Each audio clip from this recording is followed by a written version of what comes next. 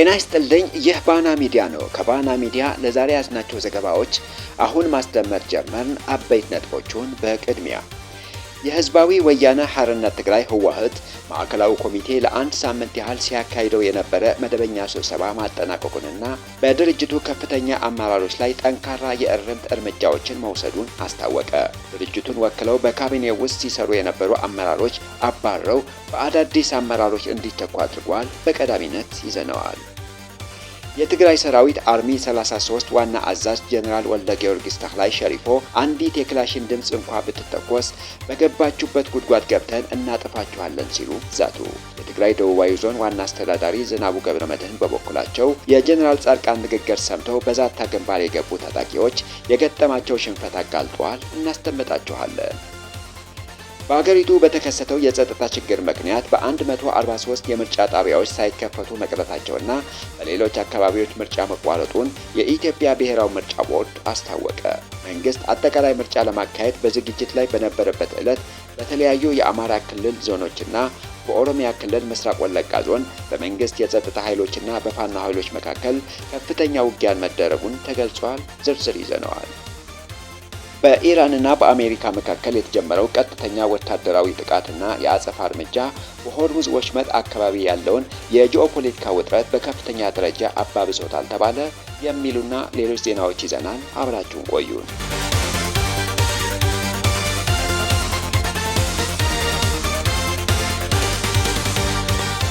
የህዝባዊ ወያነ ሓርነት ትግራይ ህወሓት ማዕከላዊ ኮሚቴ ለአንድ ሳምንት ያህል ሲያካሂደው የነበረውን መደበኛ ስብሰባ ማጠናቀቁንና በድርጅቱ ከፍተኛ አመራሮች ላይ ጠንካራ የእርምት እርምጃዎችን መውሰዱን አስታወቀ።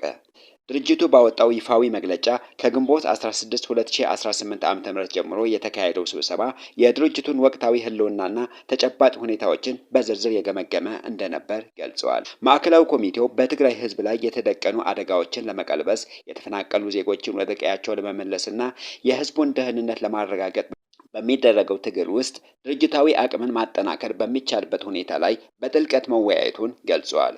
በዚህም ሂደት የድርጅቱ ታሪካዊ ኃላፊነትና ጉዞ የሚያደናቅፉ የአመለካከት ክፍተቶችና ድክመቶችን ያለምንም ምህረት መገምገምና ግልጽ የውስጥ ትግል ማካሄዱን አስታውቀዋል። ይህንን ተከትሎ በድርጅቱ ህገ ደንብ መሰረት በከፍተኛ አመራሩ መዋቅር ላይ ተከታታይ እርምጃዎችን መውሰዱን መግለጫው አትተዋል። የአመራር ሳይንስ ጥበብ የጎደላቸው የድርጅቱን መስመር ያልተከተሉና ህዝቡን በብቃት ማገልገል ያቃታቸው አባላት በመለየት ሁለት የማዕከላዊ ኮሚቴ አባላት ከኃላፊነታቸው እንዲነሱ የተደረገ ሲሆን በእነሱ ምትክም ሌሎች ተለዋጭ አመራሮች እንዲተኩ ተወስነዋል። ከዚህም በተጨማሪ በአንድ የስራ አስፈጻሚ ኮሚቴ አባልና በሁለት የማዕከላዊ ኮሚቴ አባላት ላይ ከባድ ማስጠንቀቂያ የተሰጠ ሲሆን በሌሎች አባላት ላይም በግምገማ የተለዩ ድክመቶች በሂደት እንዲታረሙ አቅጣጫ ተቀምጧል። በሌላ በኩል የትግራይ ብሔራዊ ክልላዊ መንግስት ምክር ቤት በስድስተኛው የስራ ዘመን አራተኛ አስቸኳይ ጉባኤ የተለያዩ የስራ ኃላፊዎችን ሹመት አጽድቋል።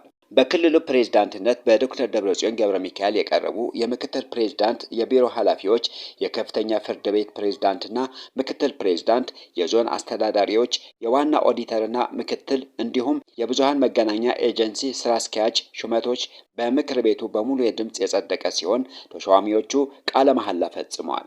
በዚህም መሰረት አቶ አማኑኤል አሰፋ ምክትል ፕሬዝዳንትና የፍትህ ቢሮ ኃላፊ ሆነው ተሹመዋል። ለበርካታ ዓመታት የህወሓትን ጽህፈት ቤት ኃላፊ ሆነው ሲያገለግሉ የነበሩ በጀነራል ታደሰ ወረደ የፕሬዝዳንትነቱ አማካሪ የነበሩ አቶ አለም ገብረዋህድ የከተማ ልማትና ኮንስትራክሽን ቢሮ ኃላፊ ሆነው ተሹመዋል። ለዓመታት የትግራይን ባህል ቱሪዝም ቢሮ ኃላፊ የነበሩ በዘርፉ በርካታ ልምድ ያላቸው ዶክተር አጽባህ ገብረ እግዚአብሔር ከስልጣናቸው ተነስተው በምትካቸው የአሲምባ ፓርቲ ኃላፊ አቶ ዶሪ አስወዶም ተሹመዋል። የትግራይ ምስራቃዊ ዞን ዋና አስተዳዳሪ የነበሩት ዶክተር አብርሃም ሐጎስ ደግሞ የትግራይ ኮሚኒኬሽን ጉዳዮች ቢሮ ኃላፊ ሆነው ተሹመዋል። በጀነራል ታደሰ ወረደ ከኃላፊነታቸው ተነስተው የነበሩት የትግራይ ቴሌቪዥን ኃላፊ በዶክተር ደብረጽዮን ገብረ ሚካኤል የቴሌቪዥን ጣቢያው ስራ አስኪያጅ ሆነው ተሹመዋል። በምርጫው የአብላጫ ድምጽ ያገኘው ህወሓት ቲፒኤልኤፍ የአስፈጻሚ አካላት 1/3 የስራ ድርሻ ለሌሎች የፖለቲካ ኃይሎች እንዲሰጥ ያቀረበውን ሐሳብ ምክር ቤቱ አጽድቆታል። በዚህም መሰረት በጊዜ እጥረት ምክንያት ለግንቦት 24 ወካዮቻቸውን ሳያቀርቡ የቀሩ የፖለቲካ ፓርቲዎች የሚያቀርቧቸውን የቢሮ ኃላፊዎች የክልሉ ፕሬዝዳንት እስከ ቀጣዩ የምክር ቤት ጉባኤ ድረስ መድቦ የማስራት ኃላፊነት እንዲኖረው ምክር ቤቱ ወስኗል።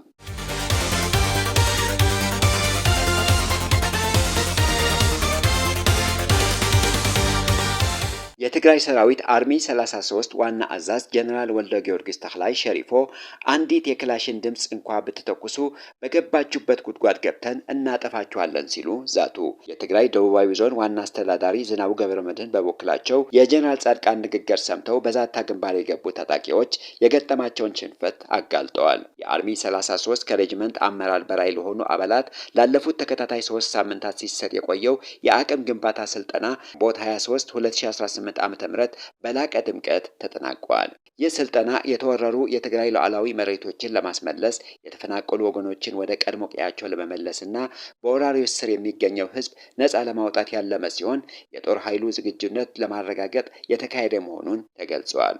በስልጠናው ወቅት ቴክኒካዊ ወታደራዊ ሳይንስ ጥበባት ጨምሮ ስለ ትግራዋይነት፣ ስለ ትግራይ ወቅታዊ ሁኔታ፣ ስለ ቀጣዩ ዓለም አቀፋዊ ፖለቲካዊ ሁነቶች ሰፊ ትምህርት ተሰጥተዋል። በስልጠናው ላይ የተሳተፉት የአርሚ 33 አመራሮች በወሰዱት ትምህርት ከፍተኛ ግንዛቤ መጨበጣቸውና የተጣለባቸው ታሪካዊ ተልዕኮ ለመወጣት የአርሚ 33 ዋና አዛዥ ጀነራል ወልደ ጊዮርጊስ ተክላይ ሸሪፎ በሆዳቸው ያደሩና በገንዘብ የተገዙ የውስጥ ባንዳዎች በትግራይ ሰላምና መረጋጋት እንዳይኖር፣ ተፈናቃዮች እንዳይመለሱ እያደረጉ ነው፣ ከቻሉም ትግራይን ለመሸጥ ወደ ኋላ የማይሉ ናቸው ብለዋል።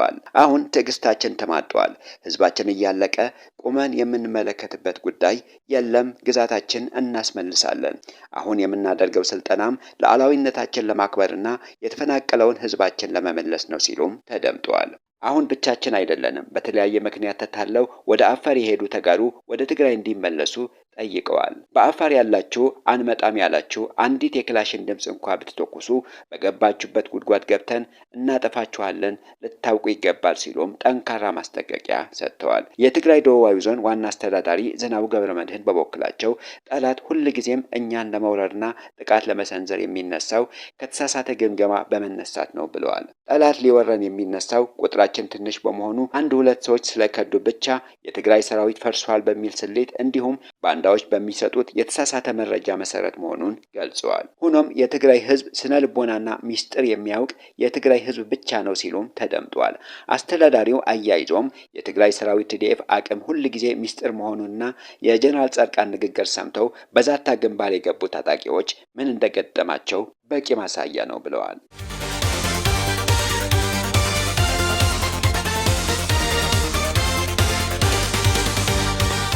በአገሪቱ በተከሰቱ የጸጥታ ችግሮች ምክንያት 143 የምርጫ ጣቢያዎች ሳይከፈቱ መቅረታቸውና በሌሎች አካባቢዎች ምርጫ መቋረጡን የኢትዮጵያ ብሔራዊ ምርጫ ቦርድ አስታወቀ። በኢትዮጵያ እየተካሄደ ያለው 7ኛው ጠቅላላ ምርጫ በታላላቅ የውጭ መገናኛ ብዙሃን፣ በዓለም አቀፍ የፖለቲካ ተንታኞችና በአገር ውስጥ ተፎካካሪ ፓርቲዎች ዘንድ ከፍተኛ ትችትና ውግዘት እየተነሳበት ይገኛል። ምርጫው ገዢው የብልጽግና ፓርቲ ስልጣኑን ለማጠናከር የሚያደርገው እንጂ እውነተኛ የፖለቲካ አማራጭ የቀረበበት አይደለም በሚል በሰፊው እየተኮነነ ነው። የኢትዮጵያ ብሔራዊ ምርጫ ቦርድ ግንቦት 24 2018 ዓ.ም ባወጣው መግለጫ በአገሪቱ በተከሰቱ የጸጥታ ችግሮች ምክንያት 143 የምርጫ ጣቢያዎች ጨርሶ ሊከፈቱ አለመቻላቸው ይፋ አድርጓል። በተጨማሪ በኦሮሚያና በአማራ ክልሎች በተወሰኑ ቦታዎች ድምጽ መስጠት ከተጀመረ በኋላ በተፈጠረ አለመረጋጋት ሂደቱ መቋረጡ ቦርዱ አምነዋል። በትግራይ ክልል የሚገኙ 38 የምርጫ ክልሎች እንዲሁም በአማራ ክልል 8 የምርጫ ክልሎች በፌዴራል መንግስትና በህወሓት መካከል ባለው ውጥረት እንዲሁም በፋኖና በመከላከያ ሰራዊት ግጭት ምክንያት ምርጫው ሳይካሄድ ቀርቷል። በኦሮሚያ ክልል በኦሮሞ ነጻነት ሰራዊት ኦላ በተጣለው የትራንስፖርት አድማና በአማራ ክልል በፋኖ ታጣቂዎችና በመንግስት መካከል ባለው ከፍተኛ ግጭት ምክንያት ወደ ክልሎቹ የሚደረጉ የሰዎችና የሸቀጦች እንቅስቃሴ ሙሉ በሙሉ ተገድበዋል። ከአዲስ አበባ ከተወሰኑ የዞን ከተሞች በስተቀር በሌሎች አካባቢዎች ምርጫው መቋረጡን ሳይካሄድ መቅረቱን ተዘግበዋል። የፖለቲካ ተንታኙ ማርቲን ፕላውት በኤክስ ገጹ እንዳሰፈረው ምርጫው አስቀድሞ በተሞላ ኮረጆ 100% ውጤቱ የተጠናቀቀ አሁን እየተደረገ ያለው የፎቶ መነሳት መርሃ ግብር ነው ሲል ነቅፎታል። ቻተም ሃውስ የተባለው የጥናት ተቋም ምርጫው ከ1991 ዓ.ም ወዲህ እጅግ አነስተኛ ተወዳዳሪነት የታየበትና የገዢውን ፓርቲ ስልጣን ለማጠናከር ብቻ ያለመ ነው ብሎታል። ዘ ኢኮኖሚስት መጽሔት የአብይ አህመድ የአጼነት ጉዞ በሚል ምርጫውን አስመልክቶ የገዢውን ፓርቲ ያስቆጣ ሰፊ ትችት ይዞ መውጣቱን አይዘነጋም። የአውሮፓ ህብረት ብልጽግና ብቻውን የሚወዳደርበት ምርጫ አልታዘብም ያለ ሲሆን ዓለም አቀፍ ሚዲያዎችም ምርጫውን እንዳይዘግቡ መከልከላቸው ተጠቅሰዋል። ለቢቢሲ የፕሬስ ፍቃድ ያልሰጠ ሲሆን አዲስ ስታንዳርድ የተባለው የሀገር ውስጥ መገናኛ ብዙሃንም የምዝገባ ምስክር ወረቀቱ በመሰረዙ ምክንያት ለጋዜጠኞቹ የምርጫ ባጅ ተከልክለዋል። በማዕከላዊ ኢትዮጵያ ወልቅጤ ከተማ ደግሞ የምርጫ ታዛቢዎች ተደብድበው እንዲወጡ መደረጉንና የምርጫ ወረቀት በፌስታል ሲበተን ማየቱን የጎጉት ፓርቲ ከሰዋል። በኦሮሚያ ክልል መተሐራ ከተማ መራጮች አስቀድሞ የታጠፈ ወረቀት እንዲመርጡ ከከንቲባው ከታጠቁ ሚሊሻዎች ጫና እንደደረሰባቸውና ማንንን እንደመረጡ እንኳን እንደማያውቁ ለመሰረት ሚዲያ በስልክ ገልጸዋል። የአገዛዙ ልሳኖች በሰሜን ሸዋ ዞን ሲያደብር ዋዩ ወረዳ አንድ ልጃቸው በሞት የተለየባቸው የቤተሰብ አባላት አስከሬን ሳይቀብሩ በማለዳ ድምፅ ለመስጠት መውጣታቸው ምክትል ጠቅላይ ሚኒስትር ተመስገን ጥሩነህ ለሀገር ያለ የላቀ ክብር ምስክር ነው ሲሉ አወደሱ በማለት ዘግበዋል። አሁን እየወጡ ባሉ መረጃዎች ግን ልጃቸው በሞት የተለየባቸው የቤተሰብ አባላት በብልጽግና ካድሬዎች ተገደው እንዲመርጡ መደረጉን ተገልጿል። ይህ ከኢትዮጵያዊነት ባህል ያፈነገጠ ልጃቸውን እንኳ ሳይቀብሩ ምርጫ እንዲመርጡ የተገደዱበት የፖለቲካ ጫና ብልጽግና ምን ያህል አጣብቂኝ ውስጥ እንደገባ ማሳያ ነው ተብለዋል። የገዢው ፓርቲ ብልጽግና ፕሬዝዳንትና ጠቅላይ ሚኒስትር አብይ አህመድ በሰላማዊ መንገድ የሚመጡ ወገኖቻችን ካሉ በራችን ክፍት መሆን አለበት ሲሉ ተናግረዋል። ጠቅላይ ሚኒስትሩ ተወልደው ባደጉበት በኦሮሚያ ክልል ጅማ ዞን በምትገኘው በበሻሻ ተገኝተው ድምፅ ሰጥተዋል። ጠቅላይ ሚኒስትሩ የሚመጣውን ውጤት በጸጋ ለመቀበል ዝግጁ ነኝ ሲሉም አሹፈዋል። ገዢው ፓርቲ ራሱ መራጭ፣ ራሱ አስመራጭ፣ ራሱ ደግሞ ብቸኛ ተወዳዳሪ በሆነበት ምህዳር ውስጥ ውጤትን በጸጋ እቀበላለሁ ማለት የህዝቡን ንቃተ ህሊና የናቀ በሂደቱ ላይ ያሾፈ ንግግር መሆኑን ተገልጿል። አማራጭ የፖለቲካ ኃይሎች በነጻነት መንቀሳቀስ በማይችሉበት የመጫወቻ ሜዳው እኩል ባልሆነበትና አሸናፊው ገና ውድድሩ ሳይጀመር ቀድሞ በታወቀበት እውነታ ውስጥ እንዲህ አይነት ቁርጠኝነት ማሳየት ከዲሞክራሲያዊ ጨዋነት ይልቅ አስቀድሞ የተዘጋጀ ድራማ አካል ነው። ፓርቲው የሀገሪቱ የጸጥታ የፋይናንስና የመንግስት መዋቅር ሙሉ በሙሉ ተቆጣጥሮ በሚያካሂደው ምርጫ በጸጋ እቀበላለሁ የሚለው ቃል የፖለቲካ አሽሙር ከመሆን ባለፈ ትርጉም ሊኖረው እንደማይችል ቅሬታ አቅራቢዎች ይሞግታሉ።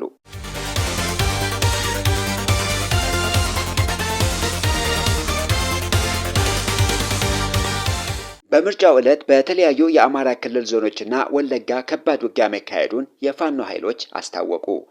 መንግስት አጠቃላይ ምርጫ ለማካሄድ በዝግጅት ላይ በነበረበት ዕለት በተለያዩ የአማራ ክልል ዞኖችና በኦሮሚያ ክልል ምስራቅ ወለጋ ዞን በመንግስት የጸጥታ ኃይሎችና በፋኖ ኃይሎች መካከል ከፍተኛ ውጊያ መደረጉን ተገለጸ። የፋኖ ኃይሎች ባወጡት መረጃ መንግስት በመከላከያ በፌዴራል ፖሊስና በአድማ በታኝ ኃይሎች ታጅቦ ሊካሄድ የነበረውን የምርጫ ሂደት በተለያዩ ቀጠናዎች ማክሸፍ መቻላቸውን ገልጸዋል። በምዕራብ ጎጃም ዞን ደቡብ ሜንጫ ወረዳ በተደረገ የተቀናጀ ውጊያ የምርጫ ሂደቱን ሙሉ በሙሉ ማክሸፍ መቻሉን የገለጹት የፋኖ ኃይሎች በዚህ ግንባር በርካታ የጦር መሳሪያዎችና 10 የመንግስት የጸጥታ አባላት መማረካቸውን አስታውቀዋል። ከዚህም በተጨማሪ በምስራቅ ጎጃም በአዊ ዞንና በደብረ ማርቆስ ዙሪያ ከባድ ውጊያ መደረጉን ተጠቅሷል። በደቡብ ጎንደርና ሰሜን ጎንደር ዞኖች ስር ባሉ በርካታ ከተሞችና አካባቢዎች ላይ ከባድ ትንቅንቅ መደረጉን የተገለጸ ሲሆን የፋኖ ኃይሎች ደብረ ታቦርን ጨምሮ በርካታ ከተሞችን መቆጣጠራቸውና በርካታ ምርኮ ማግኘታቸውን አስታውቀዋል። በተመሳሳይ በሰሜን ወሎ፣ ደቡብ ወሎና ምዕራብ ወሎ ዞኖች በሚገኙ 5 ዋና ዋና ግንባሮች ላይ ከሌሊቱ 11 ሰዓት ጀምሮ ከፍተኛ ውጊያ ሲደረግ መዋሉን ተገልጿል። በሰሜን ሸዋ ዞን በተለያዩ አቅጣጫዎች ማለትም በደብረ ብርሃን ዙሪያ፣ በሸዋሮቢት፣ መርሃቤቴና ደብረ ሲና አካባቢዎች ውጊያ ሲካሄድ መዋሉን የተገለጸ ሲሆን በኦሮሚያ ክልል ምስራቅ ወለጋ ዞን በሚገኙ ወረዳዎች ላይም እንዲሁ ከንጋቱ ጀምሮ ከፍተኛ ውጊያ እየተደረገ እንደሚገኝ ከወጣው መረጃ ለመረዳት ተችሏል። የፋኖ ኃይሎች መረጃ እንደሚያሳየው ውጊያ በተደረገባቸው ቀጠናዎች ከተሞች ውስጥ የሰላማዊ ሰዎችና የትራፊክ እንቅስቃሴ ሙሉ በሙሉ ተቋርጦ ጸጥታ የሰፈነ ሲሆን የመንግስት የሰራዊት ስምሪት ቢኖርም በተያዘው እቅድ መሰረት ምርጫ ማካሄድ እንዳልተቻለ አመላክተዋል። ስለተደረጉ ውጊያዎችና ከተሞች ስለመያዛቸው ከመንግስትም ሆነ ከገለልተኛ ወገኖች የተሰጠ ተጨማሪ ማብራሪያ እስካሁን የለም።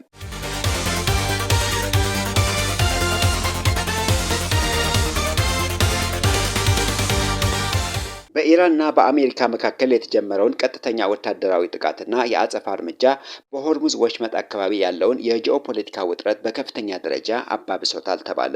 ኢራን በኩዌት በሚገኘው የአሜሪካ ጦር ሰፈር ላይ የባላስቲክ ሚሳኤል ጥቃት የሰነዘረች ሲሆን የአሜሪካ ማዕከላዊ ዞን በበኩሉ የተተኮሱትን 2 ሚሳኤሎች ማክሸፉንና በወታደሮቹ ላይ ምንም አይነት ጉዳት እንዳልደረሰ አስታውቀዋል። ይህንኑ የሚሳኤል ተኩስ የሚያሳይ ተንቀሳቃሽ ምስልም የኢራን መንግስት ቴሌቪዥን ይፋ አድርጓል። ለዚህም ጥቃት መነሻ የሆነው በዓለም አቀፍ የውሃ ክልል ላይ ይበር የነበረው MQ-1 ፕሪዳተር የተሰኘ የአሜሪካ የስለላ ድሮን በኢራን መመታቱ ነው። አሜሪካ ለራሷ መከላከያ በወሰደችው እርምጃ በግሩክ እና በቄሽም ደሴት በሚገኙ የኢራን የራዳር ጣቢያዎችና የድሮን እዝ ማዕከላት ላይ አዲስ የአየር ጥቃት መፈጸሟን ገልጻለች። በአንጻሩ የኢራን እስላማዊ አብዮታዊ ጥበቃ ጦር በአሜሪካ ወታደራዊ እዝ ላይ የአጸፋ ጥቃት ማድረሱን ቢያረጋግጥም ጥቃቱ የተፈጸመበት ትክክለኛ ቦታ ግን ይፋ አላደረገም። ይህ በእንዲህ እንዳለ ስትራቴጂካዊ የሆርሙዝ ወሽመጥ የሁለቱ ሀገራት ፍልሚያ ማዕከል ከመሆኑም ባለፈ ከፍተኛ የኢኮኖሚ ማንቀሳቀሻ ሆነዋል። የኢራን መገናኛ ብዙሃን እንደዘገቡት ሀገሪቱ ባለፈው 1 ሳምንት ውስጥ ብቻ ከሆርሙዝ ወሽመጥ የትራንዚት ክፍያ ከ500 ሚሊዮን ዶላር በላይ ገቢ አግኝታለች። ምንም እንኳ የተጠቀሰው የገንዘብ መጠን በገለልተኛ ወገን ባይረጋገጥም የጭነት መርከቦች በወሽመጡ ለማለፍ ክፍያ እየፈጸሙ መሆናቸውን የሚጠቁሙ መረጃዎች የዓለም አቀፍ የኃይል ገበያዎችና ማጓጓዣ ኩባንያዎች ትኩረት ስበዋል። የቀጠናውን ደህንነት ለመጠበቅና የዓለም አቀፍ የነዳጅና የተፈጥሮ ጋዝ ማጓጓዣ መርከቦችን እንቅስቃሴ ለማረጋገጥ በሚል የኔቶ አባል ሀገራት ተጨማሪ ወታደራዊ ኃይል ወደ ሆርሙዝ የባህር ወሽመጥ እንዲያስጠጉ መሆናቸው ታውቋል። የመከላከያ ተንታኞች እንደሚሉት ጠንካራ የባህር ኃይል መኖር ሊፈጥሩ የሚችሉ መስተጓጉሎችን ለመግታትና የዓለም ገበያዎችን ለማረጋጋት ቢረዳም የወታደራዊ ኃይል ክምችቱ በራሱ ያልተፈለገ ፍጥጫን በመቀስቀስ የተሳሳተ ወታደራዊ ስሌትን የመስራት አደጋን ሊጨምር ይችላል። በዋሽንግተንና በቴሄራን መካከል የተቀሰቀሰው ይህ የቅርብ ጊዜ የእርስ በርስ ጥቃት ቀጠናዊ ምስቅልቅልና ሰፊ ጦርነት ስጋት ሊያስከትል ይችላል የሚል ስጋትን በዓለም አቀፍ ማህበረሰብ ዘንድ ፈጥሯል። የተከበራችሁ የባና ሚዲያ ተከታታዮች ለዛሬ ያዝናቸው ዜናዎች እነዚህን ይመስሉ ነበር። ስለተከታተላችሁን ከልብ እናመሰግናለን። መረጃዎቻችን ለሌሎችም እንዲደርሱ ቪዲዮውን ላይክ እና ሼር ማድረጋችሁ እንዳትረሱ። ለቻናላችን አዲስ የሆናችሁ ደግሞ ሰብስክራይብ በማድረግ የቤተሰባችን አካል ይሁኑ።